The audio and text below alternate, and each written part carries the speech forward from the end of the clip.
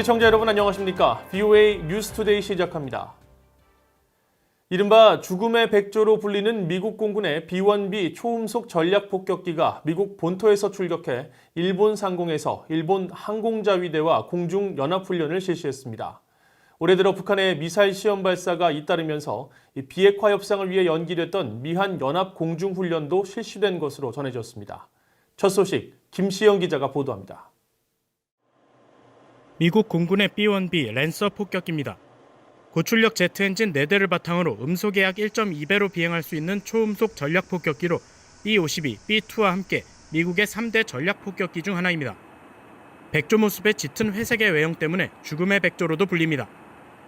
자유낙하식 폭탄과 레이저 유도 폭탄, 공대지 순항 미사일 등 첨단 무기 탑재가 가능해 적지를 초토화할 수 있는 가공할 위력을 갖고 있습니다. 미국 사우스다코다주 엘즈워스 공군기지에서 출발한 B-1B 폭격기는 22일 주일 미군 F-16 전투기 4대, 일본 항공자위대 소속 F-15, F-2 전투기 15대 등과 함께 일본 상공에서 연합기동훈련을 실시했습니다. 한반도 인근 B-1B 폭격기 전개는 지난 2017년 12월 비질런트 에이스 미한 연합훈련 이후 2년 4개월여 만입니다. 찰스 브라운 주니어 미 태평양 공군 사령관은 전 세계에서 미군 전략자산 배치가 가능하다는 것을 보여줌으로써 인도태평양 지역 안보와 안정에 대한 미군의 변함없는 헌신을 보여주는 게 이번 작전의 목적이라고 밝혔습니다. 한미연합사령부 작전참모 출신 데이비드 맥스웰 민주주의 수호재단 선임연구원은 B-1B의 저고도 침투 능력과 다양한 첨단 무기 운용 역량을 장점으로 꼽았습니다. Has actually more advanced capabilities with the joint direct attack munition, the joint standoff weapons, but the ability for the B-1B to penetrate North Korean airspace at low level and strike leadership targets and other strategic anywhere within North Korea. 이런 가운데 미국과 한국은 지난 20일부터 연합 공중훈련을 실시한 것으로 전해졌습니다. 미국과 한국 공군이 대대급 규모로 실시한 이 훈련에는 한국 공군의 F-15K와 KF-16 전투기 등이, 미국 공군은 F-16 등이 참가한 것으로 연합뉴스 등 한국 언론들이 보도했습니다. 북한이 올해 들어 잇따라 미사일 발사를 하자 미북 비핵화 협상을 위한 조치로 연기했던 연합 공중훈련을 재개한 걸로 한국 언론들은 해석했습니다.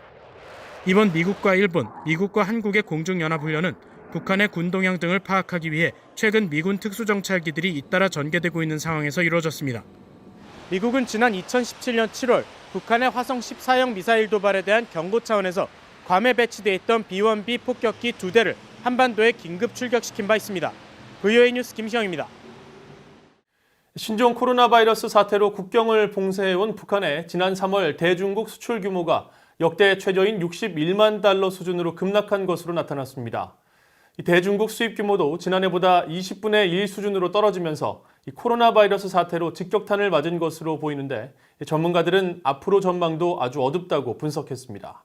함지하 기자가 보도합니다. 중국 해관총서가 최근 공개한 2020년 3월의 무역 자료입니다. 북한이 지난달 중국으로 수출한 규모가 61만 6천 달러로 나옵니다. 지난 2001년 1월 대중 수출액 121만 6천 달러 이후 가장 낮은 수치며 북한의 대중 수출이 100만 달러 아래로 떨어진 것도 두 나라 무역 규모가 국제사회에 공개된 이후 처음 있는 일입니다. 북한은 대북 제재가 본격화된 2017년 전까지는 매월 1억 달러 안팎의 대중 수출액 규모를 보였는데 이후 최대 수출품인 석탄 등의 판로가 막히면서 1,000만 달러대로 떨어지긴 했었지만 이번처럼 100만 달러에도 미치지 못하는 수준으로 하락한 건 처음입니다. 북한의 대중 수입액도 지난해 같은 기간에 비해 30분의 1로 감소했습니다. 해관총서에 따르면 지난달 북한의 대중 수입액은 1,803만 1,000달러로 지난해 같은 기간에 1억 9,796만 달러나 2017년 3월에 3억 2,800만 달러에 비해 최대 약 20분의 1 수준으로 떨어진 겁니다. 북한의 대중 월 수입액이 2천만 달러 아래로 내려간 건 2002년 2월 이후 18년 만에 처음입니다.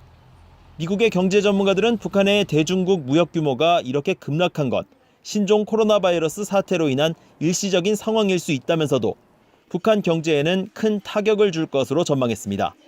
Given that North Korea has always been running essentially on lower levels, it's difficult to see that if this were to go on for a significant amount of months that North Korea could sustain itself without reopening to broader trade with China and the rest of the world. 북한은 국경 봉쇄 상황 속에서 최근 북중 교역 정황이 포착돼 중국과의 무역 재개를 시도하는 것으로 알려졌습니다.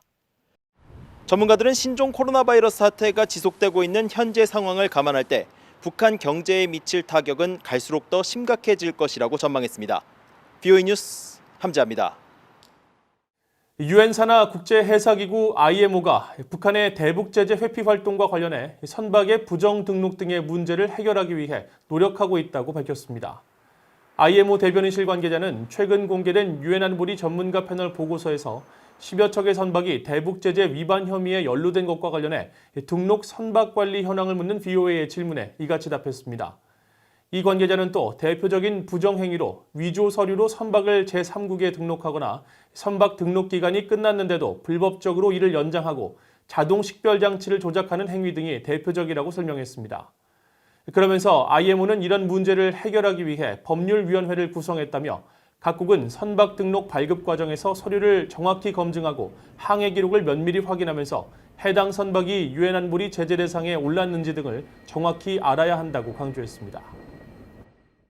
허버트 맥메스터 전 백악관 국가안보보좌관은 신종 코로나 바이러스 사태로 북한 정권의 고립이 더 가중되고 있다고 지적했습니다.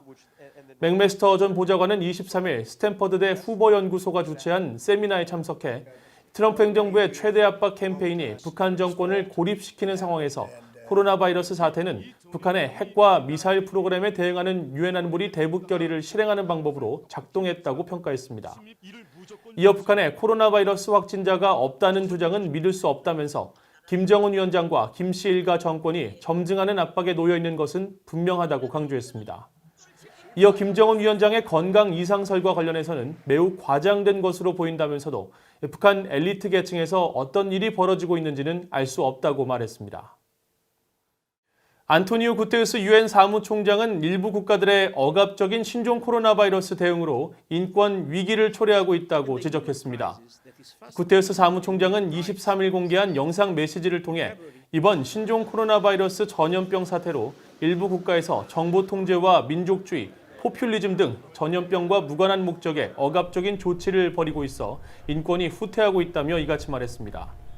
이와 관련해 로베르타 코엔 전 국무부 인권 담당 부차관보는 23일 VOA에 유엔 사무총장이 북한을 명시하지는 않았지만 북한은 이미 사회적 억압을 통해 주민의 자유를 박탈하고 검열한다면서 인권 중심의 전염병 대응이 필요하다고 말했습니다.